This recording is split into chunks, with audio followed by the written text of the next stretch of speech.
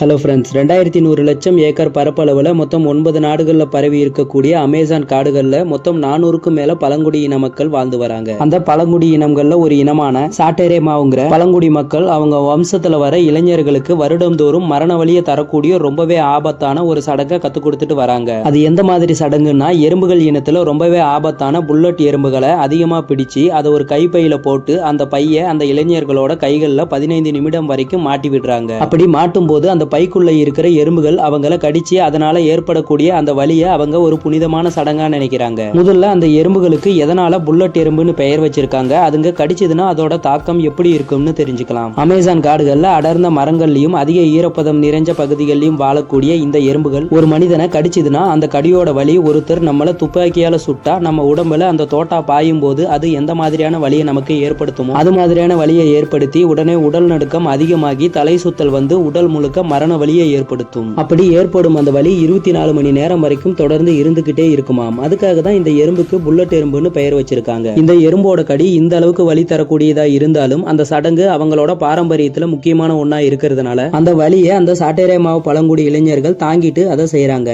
ஒருவேளை அந்த இளைஞர்கள் புல்லட் எறும்புகள் இருக்கிற அந்த கைப்பைய கைகள்ல மாட்டி 15 நிமிடம் முடியறதுக்குள்ள முகம் சுழிச்சாலோ இல்ல அந்த வலியை தாங்க முடியாம சத்தம் போட்டாலோ அவங்க அந்த சடங்குல தோத்து போனதா அந்த மக்கள் முடிவு பண்ணிடுவாங்க. அப்படி இல்லாம அந்த வலியை 15 நிமிடம் வரைக்கும் தாங்கிட்டு அந்த சடங்கை வெற்றிகரமா செஞ்சு முடிச்சிட்டா அந்த இளைஞர்கள் அந்த நொடியில இருந்து அந்த மக்கள் மத்தியில ஒரு வீரர்களா மதிக்கப்படுவாங்க. இந்த வீடியோ உங்களுக்கு பிடிச்சிருந்தா ஒரு லைக் பண்ணிட்டு மறக்காம நம்ம டைம் பாஸ் சேனலை சப்ஸ்கிரைப் பண்ணிக்கோங்க. நன்றி ஃப்ரெண்ட்ஸ்.